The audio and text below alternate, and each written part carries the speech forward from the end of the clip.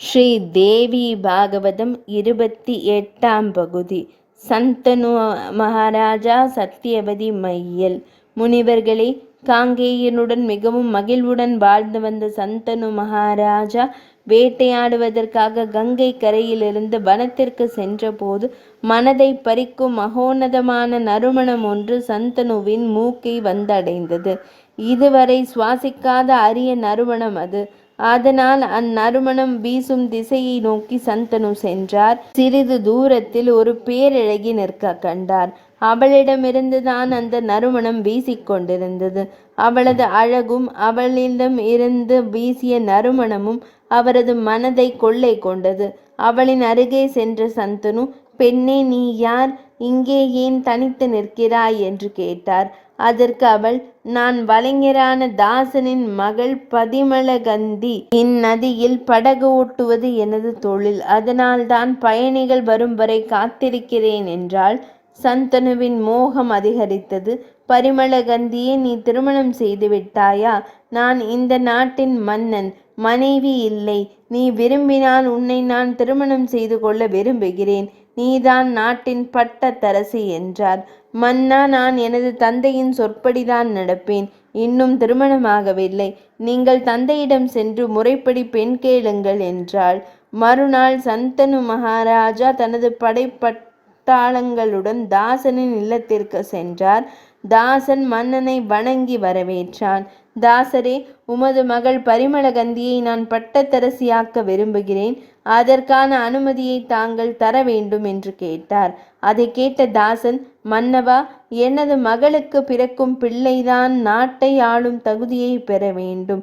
அதற்கு சம்மதித்தீர்களானால் நான் சம்மதிப்பேன் என்றான் தாசன். அதை கேட்டு அதிர்ச்சி அடைந்த மன்னன் தனது மூத்த மகன் உயிரோடு இருக்கும்போது இன்னொரு மகனுக்கு பட்டாபிஷேகம் செய்யக்கூடாது என்று நினைத்து மிகவும் வேதனையோடு அரண்மனைக்கு திரும்பிச் சென்று விட்டான். அரண்மனைக்கு சென்ற மன்னன் பரிமளகந்தியின் நினைவால் வேதனைப்பட்டான். அதனால் அவன் பல நாட்களாக உணவை உண்ணவில்லை. அதனால் அவன் மெலிந்து நோயாளியானான். அதை அறிந்த காங்கேயன் தந்தையிடம் சென்று விசாரித்த போது அவர் பரிமளகந்தி மீதிருந்த காதலை எடுத்து கூறி அவளை திருமணம் செய்ய தாசன் சொன்ன நிபந்தனையை கூறினான். அதை கேட்ட காங்கேயன் தந்தைக்கு கூறினான். தந்தையே, இவ்வாறான பல நிகழ்வுகள் அரச வம்சத்தில் நடந்துள்ளன. ராமன் தனது தந்தையின் வேண்டுகோளுக்காக முடியை துறந்து காட்டிற்கு சென்றான். ஹரிச்சந்திரன் தனது மகனை அடிமையாக விற்றான். பரசுராமர் தந்தையின் கட்டளையின்படி தனது தாயின் தலையை கொய்தார். இவ்வாறு தந்தையின் சொல்லை மந்திரமாக ஏற்று வாழ்ந்த பலர் நமது நாட்டில் வாழ்ந்திருக்கிறார்கள். அதுபோலவே நடக்க நான் தயாராக இருக்கிறேன். அதற்காக நான் என்ன செய்ய வேண்டும் என்று கேட்டான் காங்கேயன்.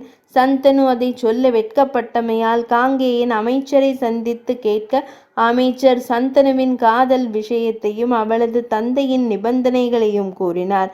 உடனே காங்கேயன் தாசனிடம் சென்று பணிந்து, தாசரே, உமது மகளை நான் எனது தாயாராக ஏற்கிறேன். அத்துடன் அவளின் அடிமையாகவும் வாழ்வேன் என்றான். அதை கேட்ட தாசன் கூறினான், இளவரசே, அரச வம்சத்தில் மூத்தவன் இருக்க இளையவனுக்கு முடிசூட்டுவது மரபல்ல.